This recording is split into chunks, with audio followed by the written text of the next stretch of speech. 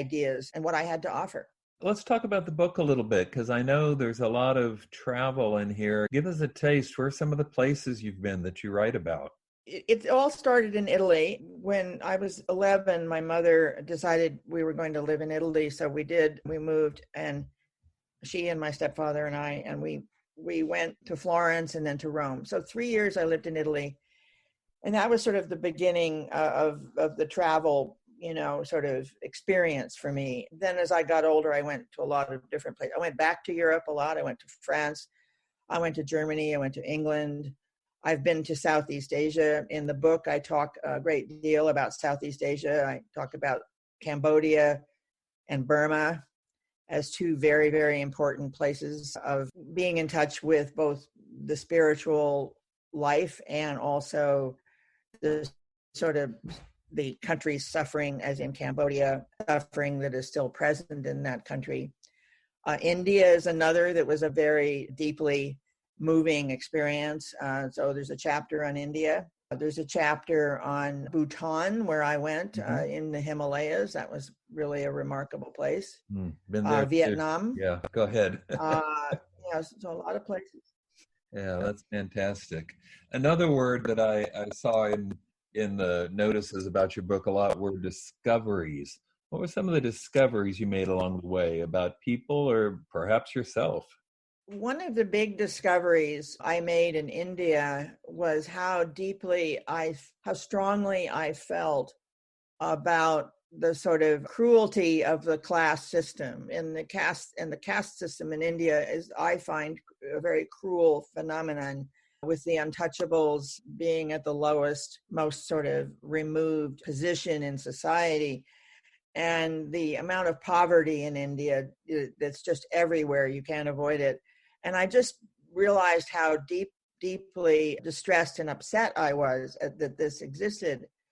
And then I reflected on the affluent people in my own life and thought about how they probably saw themselves as separate from other classes of people, and that stirred up a lot of emotion.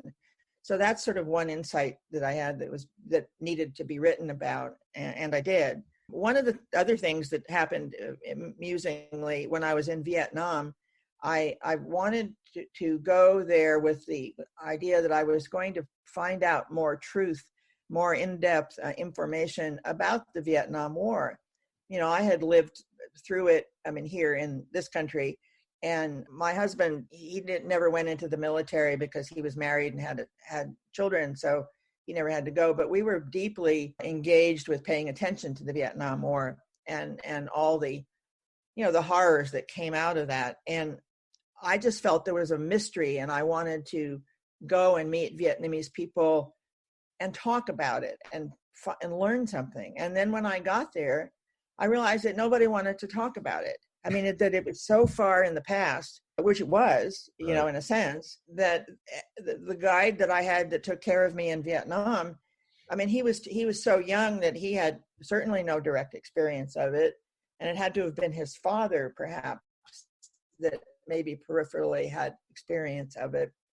But it really turns out that the country itself has really moved way beyond the Vietnam War. They have built, they have developed, so they're carrying on with a different way of life and a way of looking at things. So I kind of met with this feeling of, okay, I'm not going to get my answers, so chalk that up to sort of a misguided assumption that I could find the answers.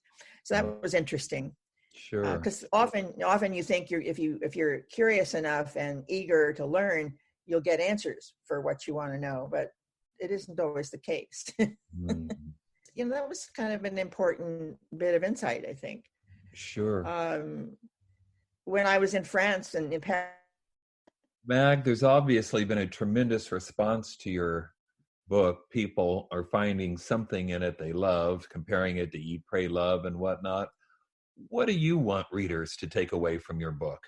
Well, there's several things. I think I want people to understand that the act of traveling in the world is really a very rich and glorious, has these wonderful possibilities for learning. And I want people to have the same kind of enthusiasm for learning and discovering new things that I do. So that's one thing I really hope that I can impart. And the other thing is to remind people who grow up in dysfunctional families, which, I did, that there is a way through. There is a way to finding yourself and finding the rewards of a good life, of a life that is meaningful and positive. And you don't have to, cave in under the weight of sort of neglect. You can, kind of forge ahead, and you can usually discover somebody that can give you recognition, and you can just continue to try to believe in yourself. I guess it's the message of possibility, That's a fantastic message to share. Mag, thanks so much for being on the podcast. Well, I'm glad I had a chance to talk a little bit about the book, and I thank you for inviting me.